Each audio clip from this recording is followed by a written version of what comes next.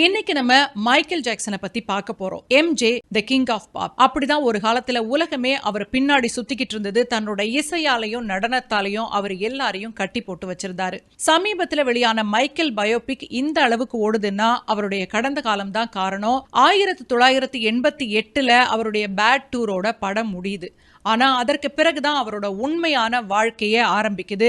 வலி நிறைந்த பக்கங்கள், மர்மம் நிறைந்த மரணம்.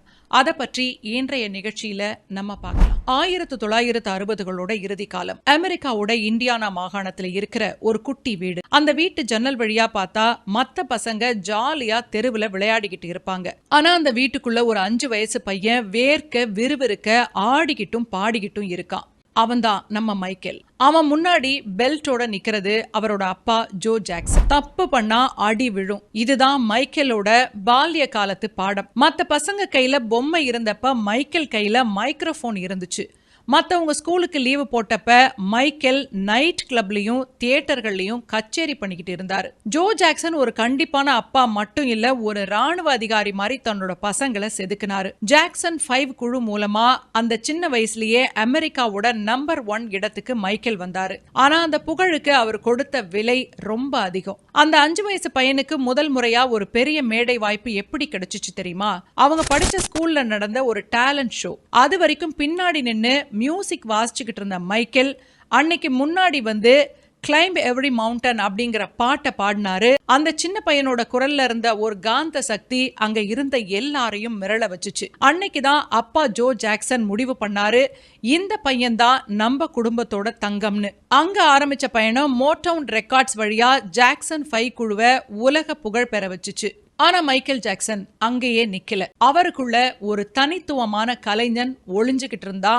அது ஒரு தேடலா அவரை துரத்திக்கிட்டே இருந்துச்சு. 1970களோட கடைசியில மைக்கேல் ஒரு முக்கியமான முடிவை எடுக்கிறாரு. தன்னோட குடும்ப குழுல இருந்து விலகி தனியா சாதிக்கணும்னு நினைக்கிறாரு. அப்பதான் அவருக்கு இசையமைப்பாளர் குவின்சி ஜோன்ஸ் அறிமுகமாகறாரு. அவங்க 2 பேரும் சேர்ந்து உருவாக்குன ஆஃப் தி வால் ஆல்பம் ஒரு சாதாரண சிறுவனா இருந்த மைக்கேலை ஒரு ஸ்டைலிஷ் இளைஞனா மாத்துச்சு. உண்மையான மாற்றம் மைக்கேலுக்கு எப்ப தெரியுமா நடந்துச்சு? 1982ல த்ரில்லர் அப்படின்னு ஒரு 14 நிமிட ஆல்பம் ஒன்ன வெளியிடுறாரு. அந்த காலத்துல ஒரு பாப் இசை அப்படின்னா ஒரு பாடலா இருக்கும். ஆனா ஒரு கதையம்சம் கண்ட ஒரு சின்ன ஆல்பத்தை அவர் வெளியிடும் போது அது உலகத்தோட ஒவ்வொரு மூலை முடுக்குக்கும் போய் அவரோட புகழ் பரவ தொடங்குச்சு. 1983வது வருஷம் மோட்டவுன் 25வது ஆண்டு விழா. அதுதான் அவரோட உலக புகழ் பெற்ற மூன்வாக். ஒரு மனுஷனால எப்படி பின்னோக்கி இப்படி வழுக்கிக்கிட்டு போக முடியும்னு உலகமே வாயடைச்சு போச்சு. அன்னைக்கு நைட்டு தான் ஒரு மேஜிக் நடந்துச்சு. கிங் ஆஃப் பாப்பா ரசிகர்களோட மனசுல அரியணை போட்டு அவரை அமர வச்சுச்சு அவரோட ஸ்பெஷல் மூன் வாக். அவர் அந்த உயரத்துக்கு போனதுக்கு பிறகு நிழல் நிஜத்தை விட வேகமா அவரை துரத்த ஆரம்பிச்சிச்சு. ஒரு பக்கம் கோடிக்கணக்கான குழந்தைகள் அவரோட பாட்டுக்கு ஆடுனாங்க. இன்னொரு பக்கம் அதே குழந்தைகள் மேல அவர் வச்சிருந்த அன்பு உலகத்தோட பார்வைக்கு வேற மாதிரி தெரிய ஆரம்பிச்சிச்சு. திரைப்படத்துல நம்ம பார்த்த அந்த அழகான கிங் ஆஃப் பாப் இமேஜ் அடுத்த சில வருஷங்கள்ல பலத்த காயங்களுக்கு உள்ளாச்சு. 1993ல முதலா வந்த அந்த புகார்கள், அவர் மேல வீசப்பட்ட அந்த தேவையற்ற விமர்சனங்கள், அவரோட உடல்நிலையில ஏற்பட்ட மாற்றங்கள், இதையெல்லாம் அந்த பயோபிக்ல நீங்க பார்த்திருக்க முடியாது. ஒரு மனுஷன் வானத்துல பறக்கிறது ரொம்ப சுலபம். ஆனா உயரத்துல பறக்கும் போது அவர் எதிர்கொள்ற சூறாவளி அப்படிங்கிறது எந்த அளவுக்கு வலி நிறைந்ததாவும் போராட்டம் நிறைந்ததாவும் இருக்குமோ அதுதான் மைக்கேலோட வாழ்க்கை.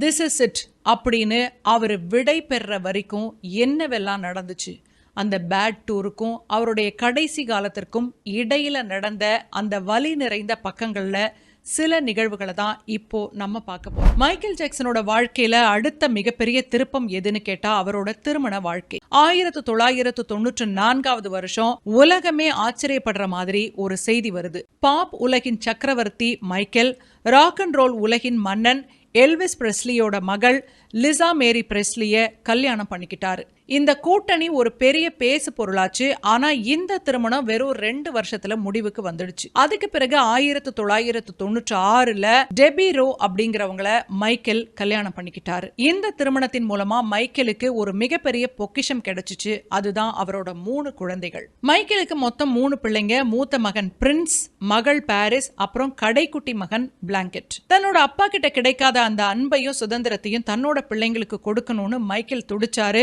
ஆனா இங்கதான் ஒரு முரண் நடந்துச்சு. அவர் தன்னோட பிள்ளைகளை வெளி உலகத்துல இருந்து பாதுகாக்கணும்னு நினைச்சு அவங்க முகத்தை முகமுடி போட்டு மறைச்சு வெளியே கூட்டிட்டு போனாரு. இத பார்த்த உலகம் மைக்கேல் ஏதோ விசித்திரமானவர் அப்படின்னு அவரை இன்னும் தப்பா பேச ஆரம்பிச்சிச்சு. இந்த மாதிரி நிகழ்வுகளை எல்லாம் பார்த்துதான் மைக்கேல் ஜாக்சன் தனக்குன்னு ஒரு தனி உலகம் வேணும் அப்படின்னு முடிவு பண்ணாரு. அது ஒரு மாயாஜாலம் மாதிரி இருந்தது.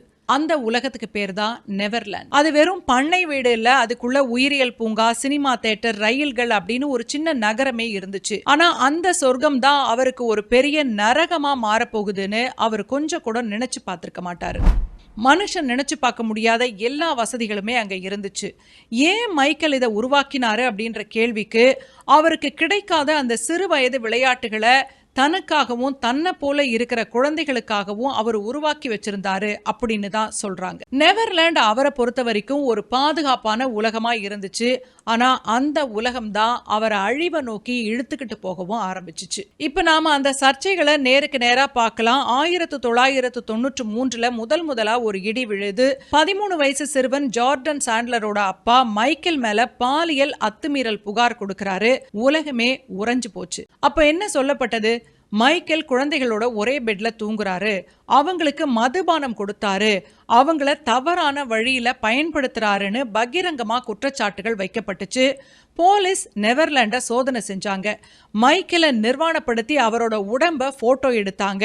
ஒரு உலக புகழ்பெற்ற கலைஞனுக்கு நடந்த மிகப்பெரிய அவமானம் தான் அது. ஆனா மைக்கேல் என்ன சொன்னாரு? நான் குழந்தைகளை ரொம்ப நேசிக்கிறேன், அவங்க கிட்ட ஒரு பாதுகாப்பற்ற தன்மையை நான் பார்க்கறேன், அவங்க கூட நான் தூங்குறதுல என்ன தப்பு இருக்கு அப்படின்னு தான் பதில் கேள்வி கேட்டாரு. ஒரு கட்டத்துல இந்த கேஸ் $23 மில்லியன் கொடுத்து கோர்ட்டுக்கு வெளியில சமாதானமா முடிச்சு வைக்கப்பட்டுச்சு. ஆனா அதுவே ஒரு தப்பா பார்க்கப்பட்டுச்சு. தப்பு பண்ணலனா ஏன் பணம் கொடுக்கணும் அப்படின்னு உலகம் கேள்வி கேட்க தொடங்குச்சு. விஷயம் அதோட முடியல. 2003ல மார்டின் பஷீர் எடுத்த அந்த ஆவணப்படத்துல லிவிங் வித் மைக்கேல் ஜாக்சன், அந்த படத்தோட பேரு, மைக்கேல் ஒரு பையனோட கையை கோர்த்துக்கிட்டு பெட்ல தூங்குறது தப்பில்ல அப்படின்னு பேசினது அடுத்த புயலை கிளப்புச்சு.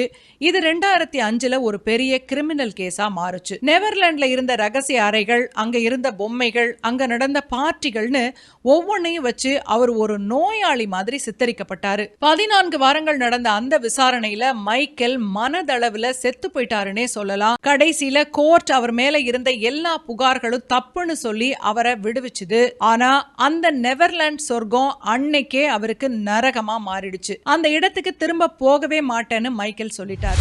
இதெல்லாம் ஒரு பக்கம் இருக்க, மைக்கேல் ஜாக்சனுக்கு பல உடல்நல கோளாறுகளும் இருந்துச்சு. இதெல்லாம் வாழ்நாள் முழுசும் அவரை துரத்திக்கிட்டே இருந்துச்சு. மைக்கேல் ஜாக்சன் தன்னோட மூக்கு மற்றும் தாடைக்காக மட்டும் சுமார் 10க்கும் மேற்பட்ட அறுவை சிகிச்சைகளை செய்ததா சொல்லப்படுது.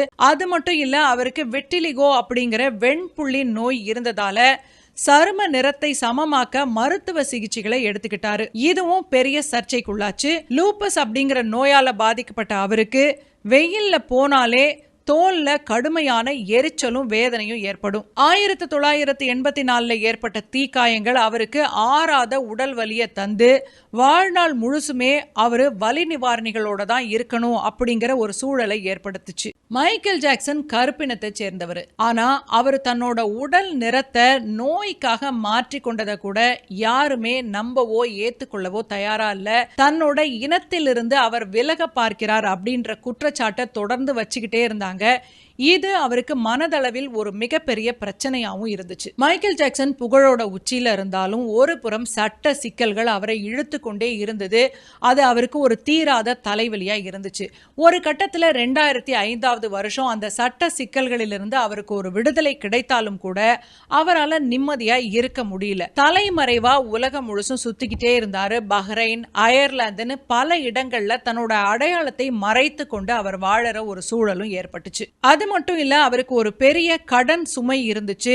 அந்த சுமையை குறைக்கிறதுக்கும் தான் இன்னமும் அதே கிங் ஆஃப் பாப் தான்னு உலகத்துக்கு நிரூபிக்கவும் அவர் ஒரு முடிவெடுத்தாரு. 2009 லண்டன்ல இருக்கிற O2 அரேனால 50 ஷோக்கள் நடத்த போறதா மைக்கேல் அறிவிக்கிறாரு.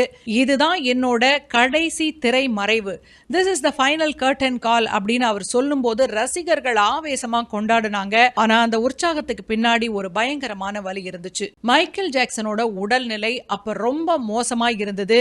என்ன நிலைமையில இருந்ததுன்னா அவரால் நடனமே ஆட முடியாது அப்படிங்கிற அளவுக்கு உடல்நிலை ரொம்ப மோசமா இருந்துச்சு. பல வருஷமா மைக்கேலால நிம்மதியா தூங்க முடியல. ஊசி மூலமா செலுத்துற ப்ரோப்போஃபோல் அப்படிங்கிற ஆபத்தான மயக்க மருந்து இருந்தாதான் அவரால் கொஞ்ச நேரமாவது தூங்க முடியும்ன்ற நிலைமை இருந்துச்சு. 1984 பெப்சி விளம்பர படப்பிடிப்புல அவருக்கு ஏற்பட்ட தீக்காயங்கள்ல இருந்து அவரோட முதுகு வலி வரைக்கும் பல பிரச்சனைகளுக்காக அவர் அதிகப்படியான வலி நிவாரணிகளை பயன்படுத்திக்கிட்டு இருந்தாரு. 50 வயசுல அந்த பிரம்மாண்டமான மேடை நிகழ்ச்சிக்காக அவர் ஒத்திகை பார்த்தப்ப அவரோட உடல் ரொம்ப மெலிஞ்சு போயிருந்தது. சில நேரங்கள்ல அவரால் சரியா சாப்பிட கூட முடியல. இவ்வளவு இருந்தும் அந்த திஸ் இஸ் இட் ரிஹர்சல்ல மைக்கேல் ஜாக்சன் ஆடினதை பார்த்தவங்களுக்கு இவருக்கு 50 வயதா இல்ல 20 வயதா அப்படின்னு வியந்து போனாங்க. அந்த அளவுக்கு அவருடைய பழைய வேகம் அதுல அப்படியே இருந்தது. ஜூன் 24, 2009 லாஸ் ஏஞ்சலஸ்ல இருக்கிற ஸ்டேப்பிள் சென்டர்ல மைக்கேல் தன்னோட கடைசி ஒத்திகையை முடிச்சாரு. எல்லாரும் ஆச்சரியப்படுற மாதிரி அன்னைக்கு அவர் செம்மையா பர்ஃபார்ம் பண்ணாரு. நாளைக்கு சந்திப்போன்னு சொல்லிட்டு வீட்டுக்கு போன மைக்கேல் அடுத்த நாள் காலையில எழுந்திருக்கவே இல்லை. அன்னைக்கு ராத்திரி அந்த அறைக்குள்ள என்ன நடந்துச்சு இன்னைக்கு வரைக்கும் அது மர்மமாவே இருக்கு. டாக்டர் கான்ராட் முரே கொடுத்த மருந்துகள் மைக்கேலோட உயிரை எப்படி பறிச்சுச்சு? ஜூன் 25, 2009 அந்த விடியற்காலை பொழுது மைக்கேல் ஜாக்சனுக்கு மட்டும் இல்ல, இசை உலகத்திற்கே ஒரு இருண்ட பொழுது அப்படின்னு தான் சொல்லணும். முந்தைய இரவு நீண்ட ஒத்திகையை முடிச்சிட்டு வந்த மைக்கேலுக்கு தூக்கம் வரல. தூக்கத்துக்காக அவர் தன்னோட மருத்துவர் கான்ராட் முரே கிட்ட கெஞ்சினாரு. இறுதியா ப்ரோப்போஃபோல் அப்படிங்கிற அந்த ஆபத்தான மயக்க மருந்து அவரோட உடல்ல செலுத்தப்பட்டுச்சு. அடுத்த நாள் மதியம் 12 மணி வரைக்கும் மைக்கேல் ஜாக்சன் எழுந்திருக்கல. ஏன் இன்னும் எழுந்திருக்கல அப்படின்னு மருத்துவர் போய் பார்க்கும்போது அவரோட சுவாசம் நின்னு போயிருந்தது. உடனடியா மைக்கேல் ஜாக்சன் இறந்து போயிட்டாரு அப்படின்ற செய்தி உலகம் முழுசும் பரவ தொடங்குச்சு. மைக்கேல் ஜாக்சனோட ரசிகர்கள் கதறி அழுதாங்க. ஜூலை 7 அவரோட இறுதி சடங்கு நடந்துச்சு. ஸ்டேப்பிள் சென்டர்ல வைக்கப்பட்டிருந்த அவரோட அந்த தங்க பெட்டிக்கு முன்னாடி அவரோட மகள் பாரிஸ் ஜாக்சன் மைக்க பிடிச்சு அழுதப்ப ஒட்டுமொத்த உலகமும் கண்ணீர் விட்டுச்சு. நான் பிறந்ததுல இருந்தே எனக்கு தெரிந்த மிகச்சிறந்த அப்பா அவரு அப்படின்னு அந்த பொண்ணு சொன்னதை கேட்ட உடனே மைக்கேல் மேல சுமத்தப்பட்ட அத்தனை சர்ச்சைகளையும் ஒரு நிமிடம் அந்த சொல் தவிடு பொடியாக்குச்சு. மைக்கேல் ஜாக்சன் ஒரு சாதாரண மனுஷனா தோத்து போயிருக்கலாம், பல சர்ச்சைகள்ல சிக்கி இருக்கலாம். ஆனா ஒரு இசை கலைஞனா மைக்கேல் ஜாக்சனை இன்னைக்கு வரைக்கும் யாராலையும் அடிச்சுக்க முடியாது.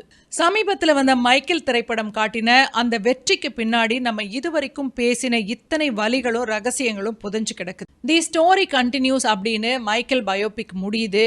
ஆனா மைக்கேல் ஜாக்சனை சுற்றி இருக்கிற சர்ச்சைகளுக்கும் வழக்குகளுக்கும் ஒரு முடிவே இல்லை அப்படிங்கிற மாதிரி புதுசா 2 வழக்குகள் நீதிமன்றத்திற்கு வந்திருக்கு.